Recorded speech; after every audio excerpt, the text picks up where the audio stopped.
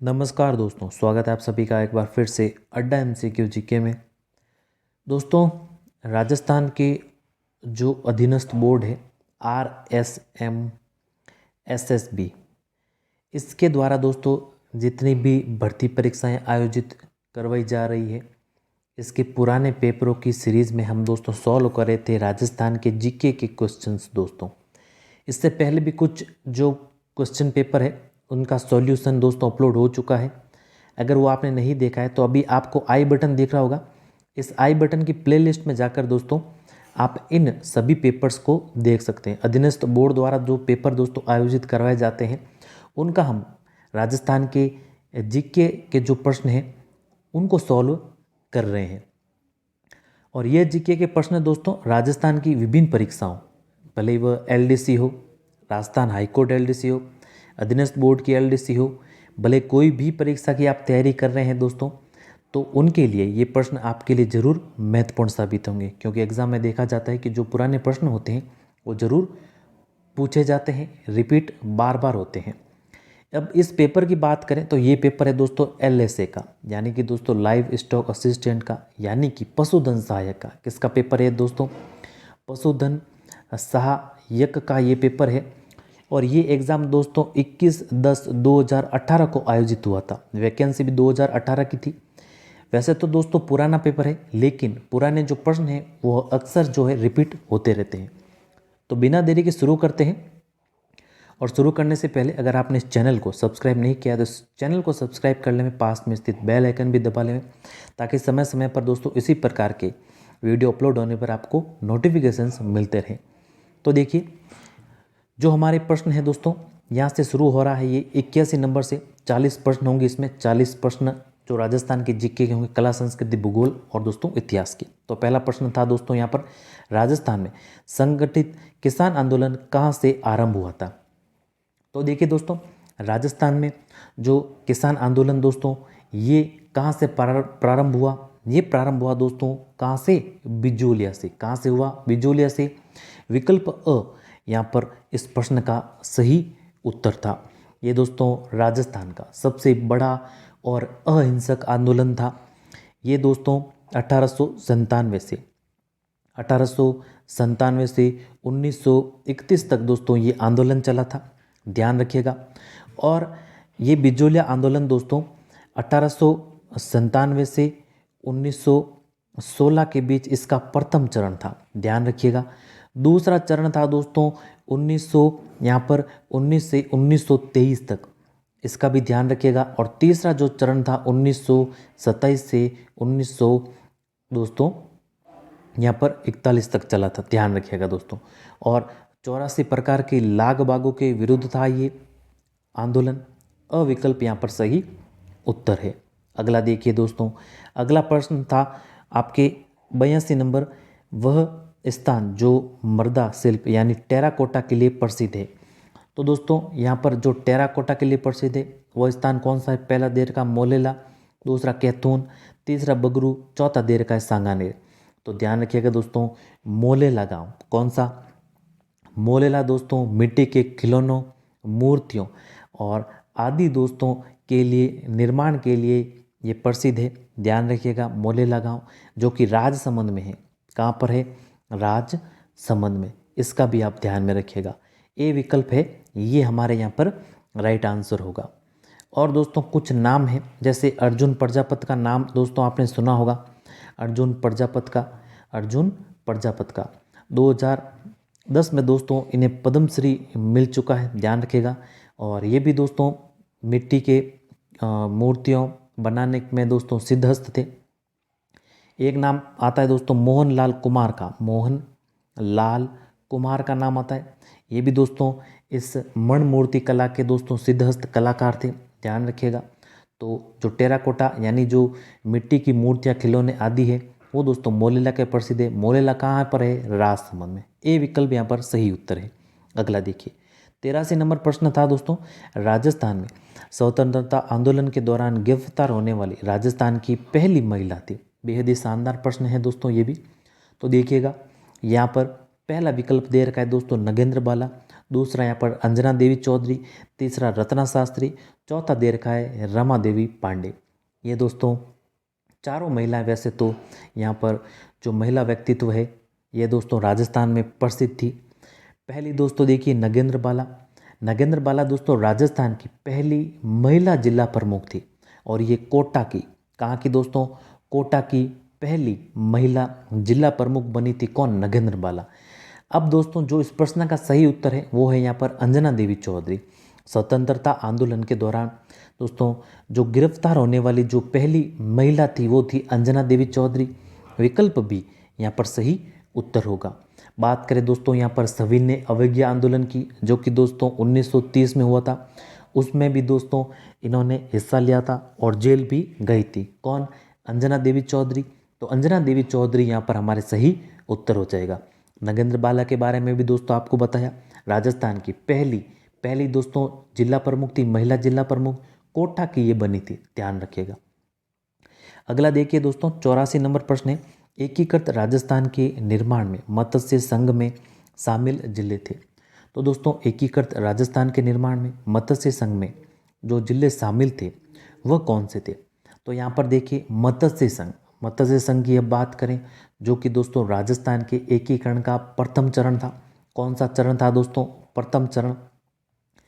और दोस्तों ये प्रथम चरण का जो नामकरण किया था, ये नामकरण के.एम. मुंशी के द्वारा किया गया था।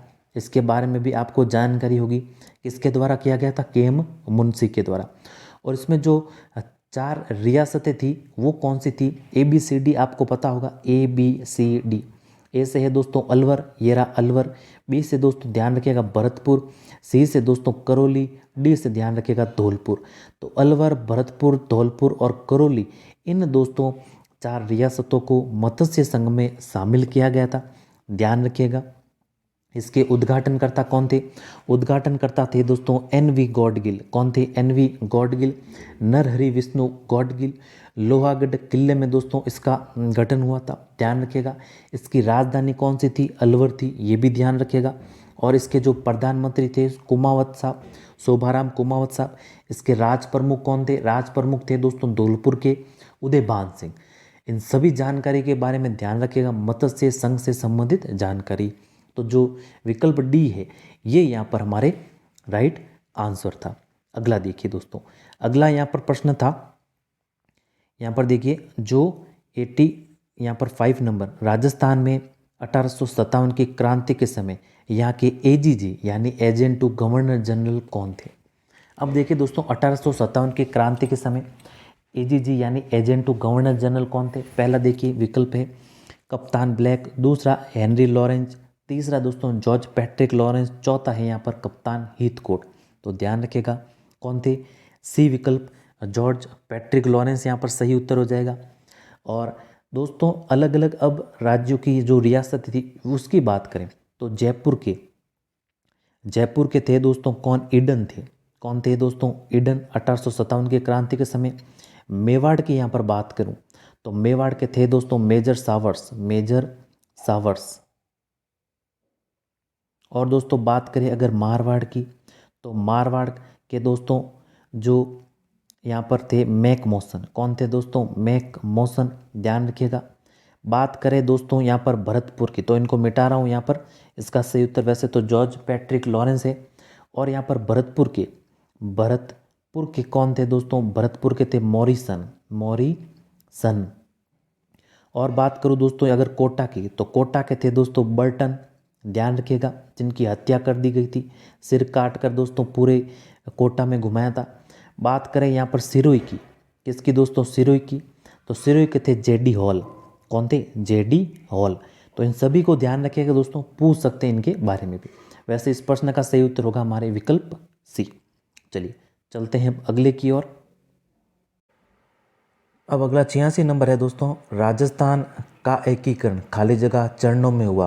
तो राजस्थान का एकीकरण दोस्तों आप सभी जानते हैं, आसान प्रश्न है ये। तो राजस्थान का एकीकरण 7 चरणों में हुआ। कितने चरणों में? 7 चरणों में। तो जो विकल्प डी है ये हमारे यहाँ पर सही उत्तर होगा। और दोस्तों राजस्थान का पूर्ण एकीकरण 1 नवंबर, कब? 1 नवंबर 1956 को हुआ। 1 नवंबर 1956 को। तो जो विकल्प डी है ये हमारे सही उत्तर होगा यहाँ पर। अगला देखिए, अगला आप 87 नंबर था, मेवाड़ के महाराणा भोपाल सिंह किस वर्ष में राजस्थान के राज प्रमुख बने।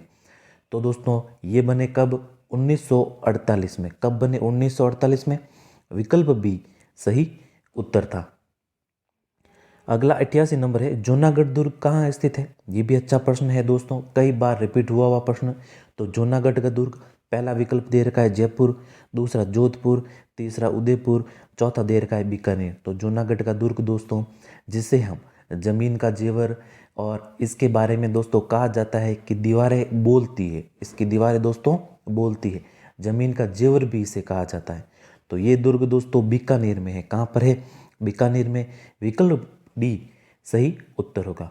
और इसका जो निर्माण है, इसका निर्माण राय सिंह ने करवाया था। किसने करवाया था, राय सिंह ने। चलिए अगला है 89 नंबर दोस्तों, अजरक प्रिंट का संबंध है। तो देखिएगा अजरक प्रिंट का संबंध किस से है इनमें से। तो अजरक प्रिंट का संबंध दोस्तों यहाँ पर बालोतरा से है। किससे है दोस्तों, बालोतरा से। विकल्प ए सही उत्तर है यहाँ पर। और इस प्रिंट में दोस्तों नीला और लाल रंग, नीला तथा लाल रंग का प्रयोग होता है बालोतरा का। एक और प्रिंट है दोस्तों जाजम प्रिंट। जाजम प्रिंट का ध्यान रखिएगा। जाजम प्रिंट दोस्तों अकोला चित्तौड़ का प्रसिद्ध है। अकोला चित्तौड़ का जाजम प्रिंट का। एक दोस्तों है मलिर प्रिंट, और मलिर प्रिंट है दोस्तों बाड़मेर का। कहाँ का है, बाड़मेर का। तो ध्यान रखिएगा, हमें पूछा है क्या, अजरक प्रिंट। अजरक प्रिंट है बालोतरा का। बाकी जाजम प्रिंट अकोला चित्तौड़ का, मलिर प्रिंट है बाड़मेर का। ध्यान रखिएगा, इसमें नीले व लाल रंग का प्रयोग होता है। अगला देखिए 90 नंबर प्रश्न। तो 90 नंबर है दोस्तों यहाँ पर आपके सामने देखिए, नौलखा दरवाजा निम्नलिखित में से राजस्थान के किस किले का भाग है। तो देखिएगा नौलखा दरवाजा। अब देखिएगा दोस्तों, एक तो है नौलखा दरवाजा, एक है नौलखा बुर्ज। क्या है, नौलखा बुर्ज। तो जो नौलखा दरवाजा है ये तो है रणथंभौर में। कहाँ पर है, रणथंभौर में। ए विकल्प यहाँ पर राइट आंसर होगा।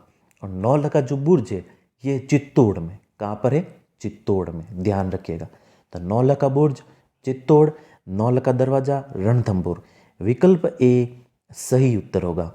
अगला देखिए 91 नंबर प्रश्न है अब दोस्तों, धानवन दुर्ग खाली जगह के बीच स्थित है।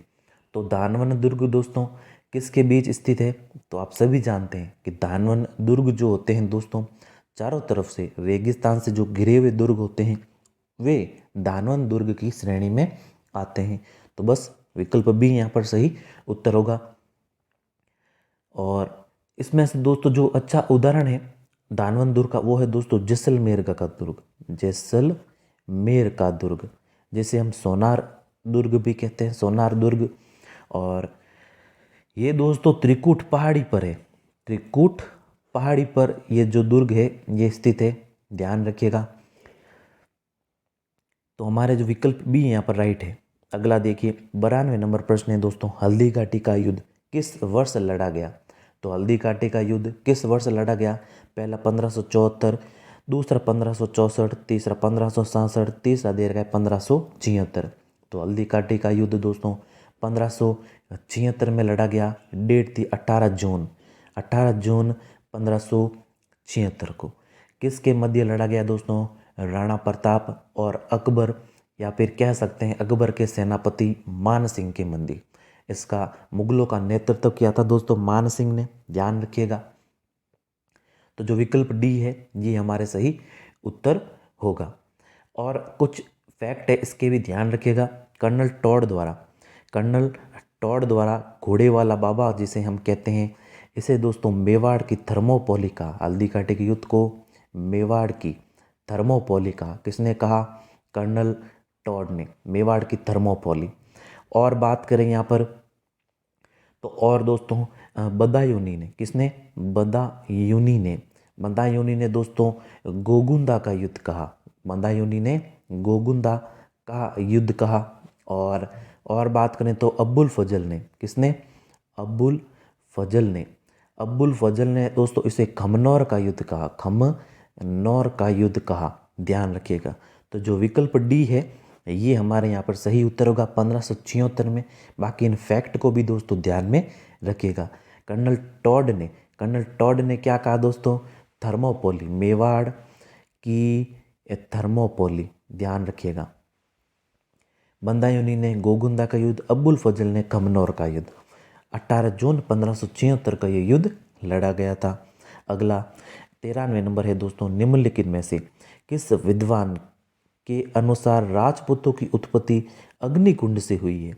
तो देखिएगा यहाँ पर किसकी उत्पत्ति हुई है दोस्तों अग्निकुंड से। अच्छा प्रश्न है ये भी दोस्तों।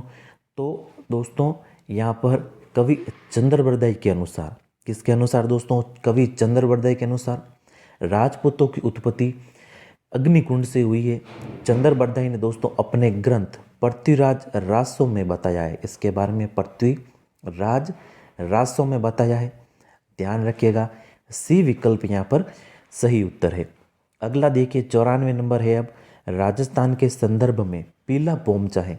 तो राजस्थान में दोस्तों पीला पोमचा एक प्रकार की ओढ़नी है। क्या है दोस्तों, ओढ़नी, जो कि वंशवृद्धि का प्रतीक है। यानी कि जब कोई महिला माँ बनती है तो दोस्तों उसे पीला पोमचा ओढ़ाया जाता है, ध्यान रखिएगा। तो यहाँ पर तो ओढ़नी तो दे नहीं रखी, तो कपड़ा ध्यान रख लीजिएगा, कपड़ा यहाँ पर सही उत्तर हो जाएगा। विकल्प सी सही उत्तर होगा। अगला देखिए वालर नृत्य किस जाति का लोक नृत्य है। तो वालर नृत्य देखिए दोस्तों, पहला दे रखा है भील का, और दूसरा गरासियों का, तीसरा गुर्जर का, और चौथा है दोस्तों मीणाओं का। तो जो वालर नृत्य है ये दोस्तों गरासिया जनजाति का नृत्य है। किसका दोस्तों, गरासिया जनजाति का। गरासिया जनजाति सर्वाधिक कहाँ पर है, सिरोही में है। कहाँ पर है, सिरोही में है। बिना वाद्य यंत्र के द्वारा किया जाने वाला ये नृत्य है गरासिया नृत्य, गरासियों का वालर नृत्य। और दोस्तों गरासियों के कुछ नृत्य है, जैसे दोस्तों लूर नृत्य भी किसका है, गरासियों का। कूद नृत्य भी गरासियों का है। रायण भी यहाँ पर गरासियों का है। जावा भी गरासियों का है। घूमर नृत्य भी गरासियों में होता है। और इनके अलावा दोस्तों गरबा भी किया जाता है। मोरिया नृत्य भी इनके द्वारा होता है। और गौर है। तो ये सभी नृत्य हैं, इनके बारे में आप ध्यान रखिएगा। विकल्प बी वालर नृत्य किस जाति का है, किस जनजाति का है, गरासिया का। बी विकल्प सही है। अगला देखिए, अगला है अब 96 नंबर दोस्तों, निम्नलिखित में से कौन सा आभूषण कान में पहना जाता है। तो इनमें से कान में कौन सा पहना जाता है। तो देखिएगा दोस्तों, कान में पहना जाने वाला इनमें से आभूषण कौन सा है। पहला दे रखा है दोस्तों टीका। पहला क्या दे रखा है दोस्तों, टीका। तो टीका आभूषण कान में नहीं पहना जाता।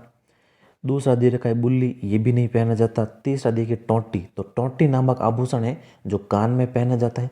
रिमझोल भी नहीं पहना जाता। रिमझोल तो दोस्तों पैरों में पहनी जाती है। कहाँ पर, पैरों में। तो जो विकल्प सी है ये हमारे यहाँ पर सही उत्तर होगा। टोंटी के अलावा दोस्तों ओगनिया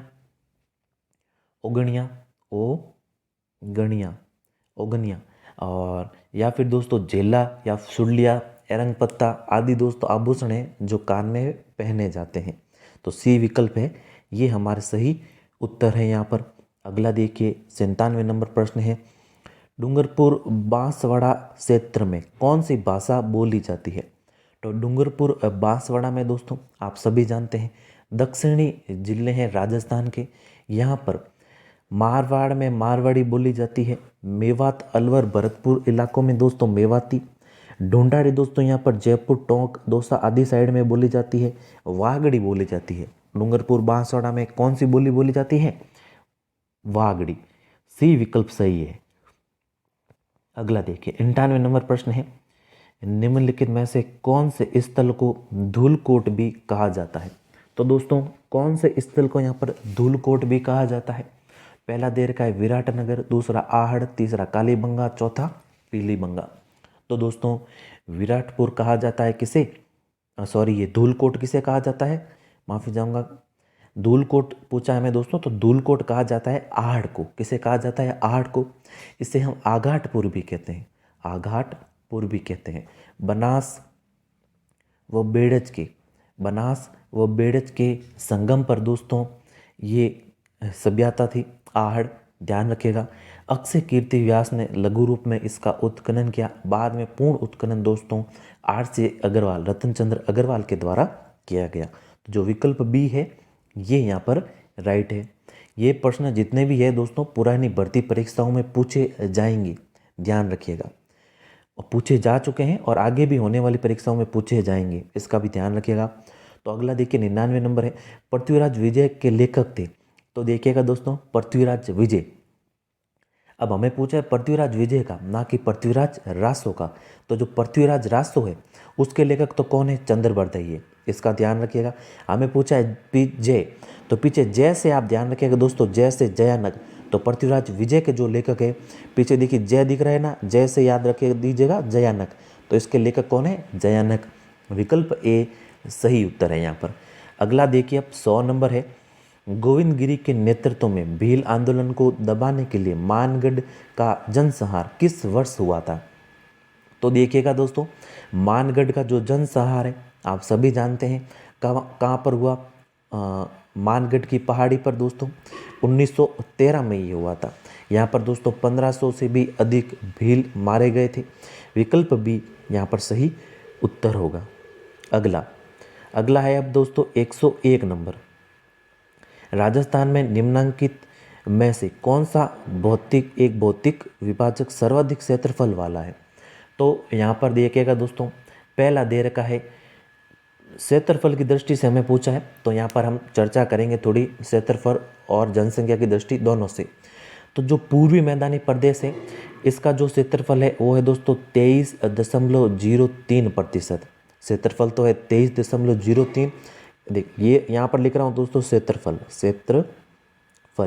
और यहाँ पर लिख रहा हूँ जनसंख्या।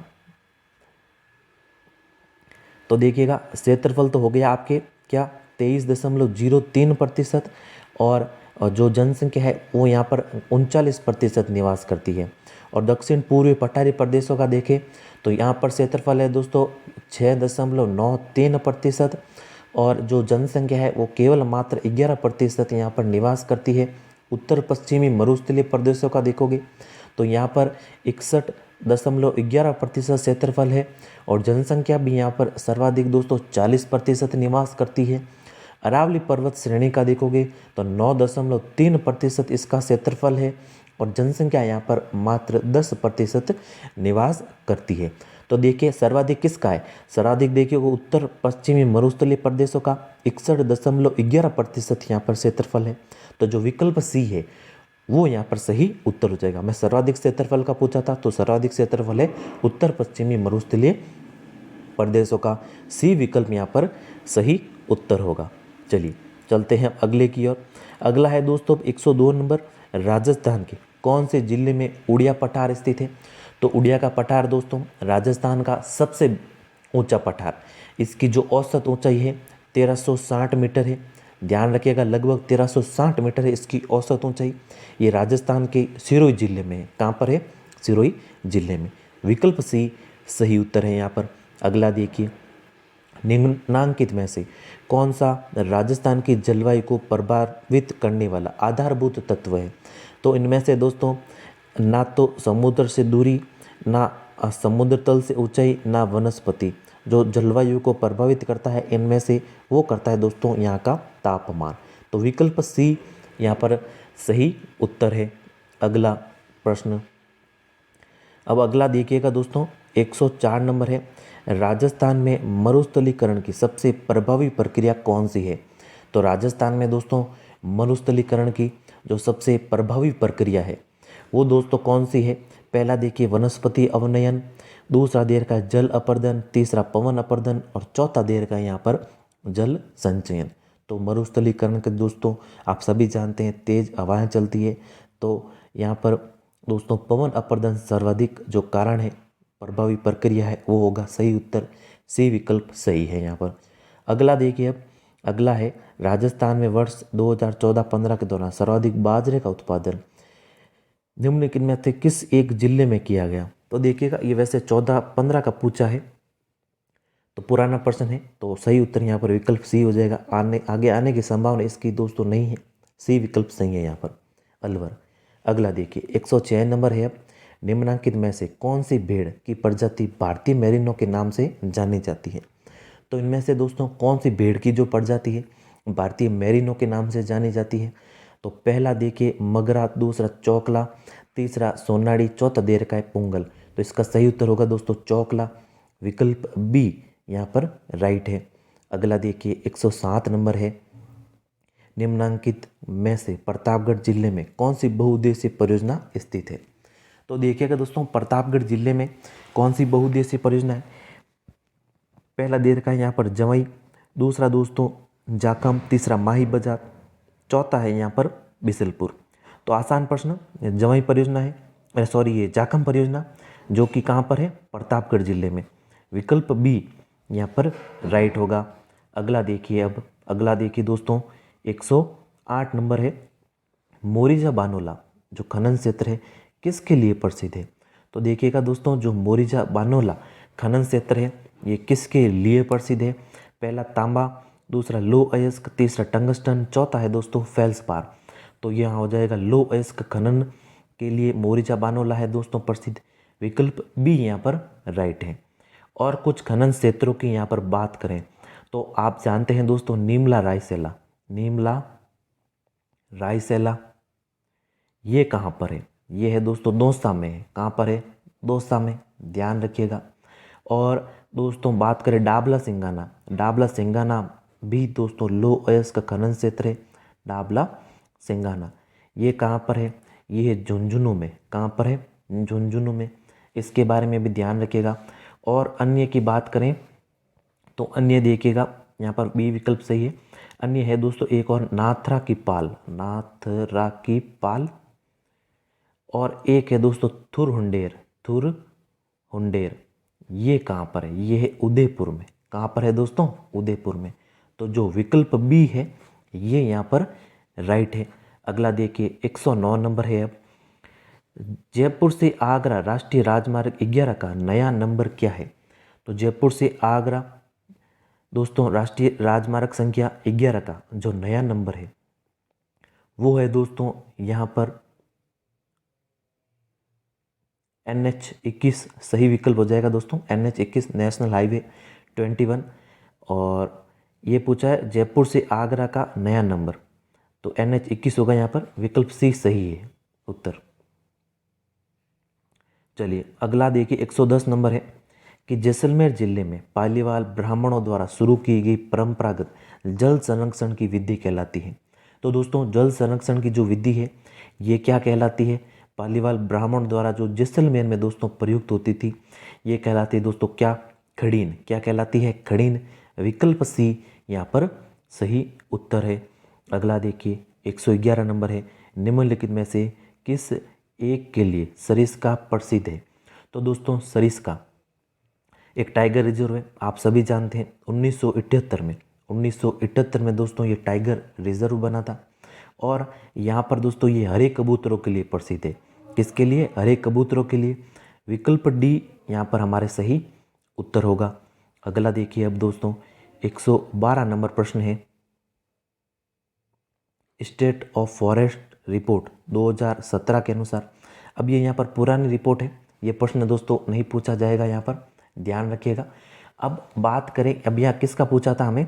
रक्षित जो वन है, रक्षित वनों का पूछा था। तो जो नवीनतम वन रिपोर्ट है दोस्तों 2021 की, उसके अनुसार ध्यान रखिएगा यहाँ पर सभी प्रकार के वनों का हम चर्चा करने वाले हैं। एक तो दोस्तों ध्यान रखिएगा कि राजस्थान में 3 प्रकार के वनों का वर्गीकरण किया गया। एक तो है दोस्तों क्या? संरक्षित वन। क्या है? संरक्षित वन। एक है दोस्तों आपके रक्षित या सुरक्षित, रक्षित या सुरक्षित वन, इसका भी ध्यान रखिएगा।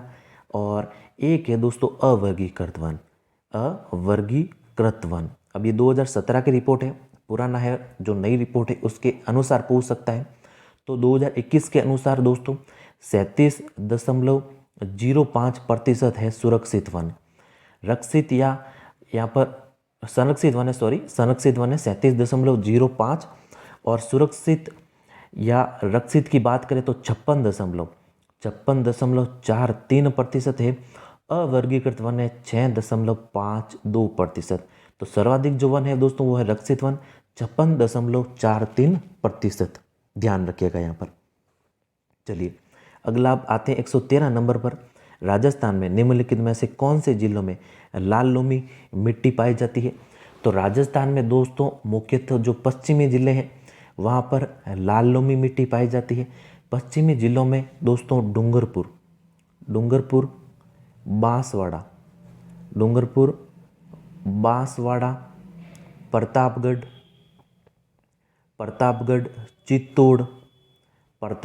चित्तौड़, उदयपुर। तो इन जो जिले हैं दोस्तों ये राजस्थान के इन जिलों में पाई जाती है। तो हमें क्या दे रखा है यहाँ पर? हमें दे रखा है दोस्तों एक तो डूंगरपुर और एक उदयपुर। तो बस डूंगरपुर और उदयपुर दे रखा है, तो बी विकल्प यहाँ पर सही उत्तर होगा। और दोस्तों नीट्स और क्वार्टजाइट व शिस्ट चट्टानों द्वारा निर्मित होती है ये मिट्टी और मक्का की खेती के लिए सर्वाधिक उपयुक्त होती है। आयरन ऑक्साइड के कारण इसका रंग होता है वो लाल होता है। ध्यान रखिएगा। तो विकल्प बी है ये हमारे यहाँ पर राइट है। अगला देखिए 114 नंबर है। निम्नांकित में से कौन सी नदी बंगाल की खाड़ी के अपवाह तंत्र में सम्मिलित नहीं है?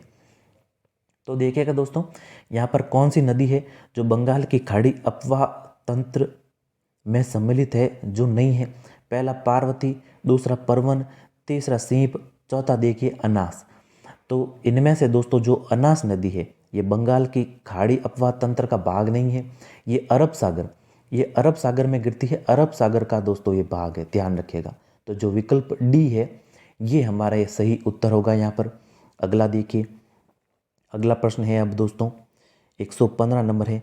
राजस्थान राज्य की सीमा को स्पर्श करने वाले भारतीय राज्यों की संख्या है। तो आसान प्रश्न है वैसे दोस्तों ये। तो राजस्थान राज्य 5 राज्यों के साथ, कितने राज्यों के साथ दोस्तों? 5 राज्यों के साथ सीमा स्पर्श करता है। विकल्प बी यहाँ पर राइट है। अभी 5 राज्यों की भी चर्चा कर लेते हैं। एक तो नाम है दोस्तों पंजाब का। किसका? पंजाब दोस्तों न्यूनतम सीमा बनाता है राजस्थान के साथ। दूसरा दोस्तों हरियाणा, कौन सा? हरियाणा। और बात करें तो यूपी, और बात करें तो एमपी, और बात करें तो दोस्तों गुजरात। और इनमें से एमपी है वो सर्वाधिक बनाता है। तो न्यूनतम तो बनाता है पंजाब और एमपी बनाता है सर्वाधिक। तो ये 5 राज्य हो गए। पहला पंजाब, दूसरा हरियाणा, तीसरा उत्तर प्रदेश, चौथा दोस्तों मध्य प्रदेश और 5वां है यहाँ पर गुजरात। और कुल जो स्थलीय सीमा है वो आप सभी जानते हैं दोस्तों 5,920 है। अंतर्राष्ट्रीय सीमा है 1,070। इसमें से अगर आप घटाओगे तो अंतर्राज्यीय सीमा 4,850 आएगी। कितनी आएगी? 4,850। तो 4,850 है वो है अंतर्राज्यीय सीमा। 1,070 है दोस्तों अंतर्राष्ट्रीय सीमा। कुल स्थलीय सीमा है 5,920। चलिए अगला प्रश्न है अब 116 नंबर दोस्तों। निम्नांकित में से कौन सा जोड़ा सही सुमेलित नहीं है? यहाँ पर जिले दे रखे हैं, यहाँ पर सीसा जस्ता खनन क्षेत्र दे रखा है। तो देखिएगा दोस्तों यहाँ पर अब ये प्रश्न दोस्तों अधीनस्थ बोर्ड ने डिलीट कर दिया। क्यों डिलीट कर दिया? क्योंकि देखिएगा विकल्प डी क्या दे रखा है यहाँ पर? बीकानेर में दोस्तों सीसा जस्ता दे रखा है जामसर। क्या दे रखा है यहाँ पर? जामसर। तो जामसर से सीसा जस्ता नहीं निकलता, जामसर से तो जिप्सम निकलता है। क्या निकलता है दोस्तों? जिप्सम। ध्यान रखिएगा। और यहाँ पर देखिए जो दे रखा है राजपुर दरीगा, ये उदयपुर में नहीं है। ये कहाँ पर नहीं है? उदयपुर में नहीं है, ये राजसमंद में है। कहाँ पर है दोस्तों? राजसमंद में। राजसमंद में है ये दोस्तों। सीसा जस्ता का खनन क्षेत्र उदयपुर में नहीं है। वैसे यहाँ पर ये डी विकल्प दे दिया बीकानेर। अगर ये नहीं देता तो उदयपुर यहाँ पर सही होता। राजपुर दरीबा उदयपुर में नहीं है, कहाँ पर है? राजसमंद में। और यहाँ पर भी थोड़ी गड़बड़ थी, इसीलिए अधीनस्थ बोर्ड द्वारा ये प्रश्न डिलीट कर दिया गया। अगला देखिए 117 नंबर है। निम्नांकित में से कौन सी जिले सिंचाई के काम में ली जाती है? तो इनमें से दोस्तों कौन सी जिले हैं जो सिंचाई में काम में ली जाती है? तो पिछोला, अनासागर, दूसरा दे रखा है कोलायत पुष्कर, तीसरा जयसमंद राजसमंद, चौथा है दोस्तों पचपदरा सिलीसेड। तो इनमें से दोस्तों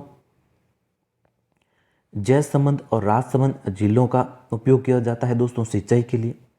और जयसमंद से दोस्तों श्यामपुरा और भाट नहरें भी निकाली गई है। और ये सबसे बड़ी कृत्रिम झील है मीठे पानी की, जयसमंद झील।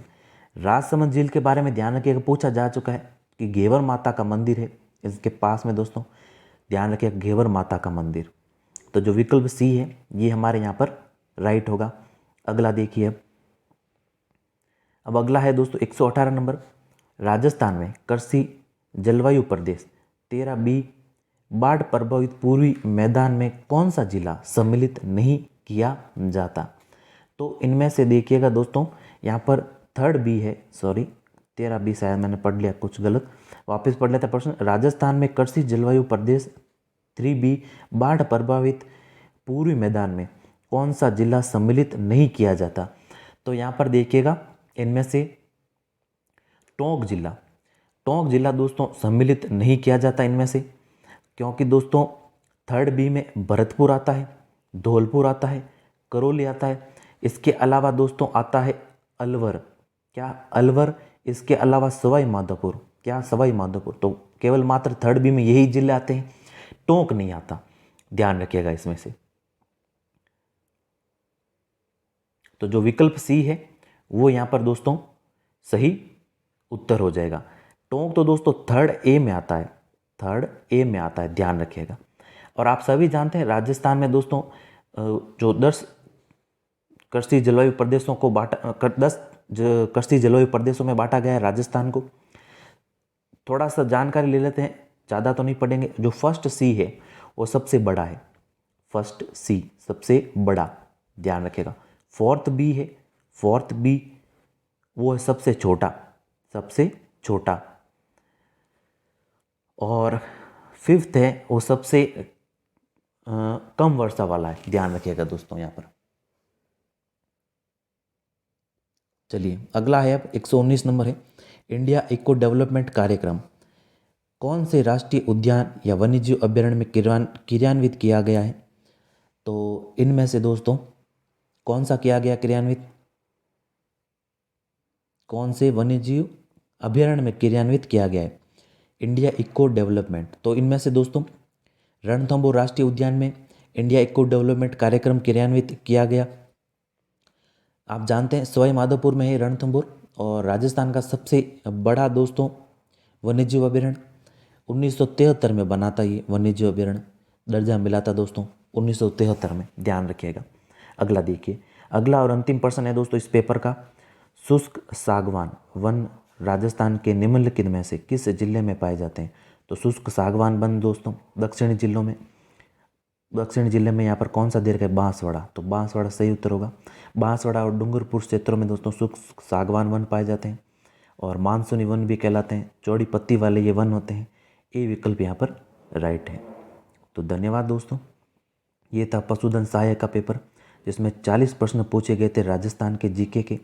उम्मीद है कि ये पसंद आया होगा। पूरी व्याख्या के साथ हमने यहाँ पर चर्चा की, और अगर पसंद आया है दोस्तों क्लास तो लाइक करें, शेयर करें अपने दोस्तों के साथ, और इस चैनल पर नए हैं तो इस चैनल को जरूर सब्सक्राइब करें। मिलते हैं जल्दी ही कुछ ऐसे ही पेपर्स, कुछ ऐसे ही प्रश्नों के साथ। तब तक के लिए जय हिंद, वंदे मातरम।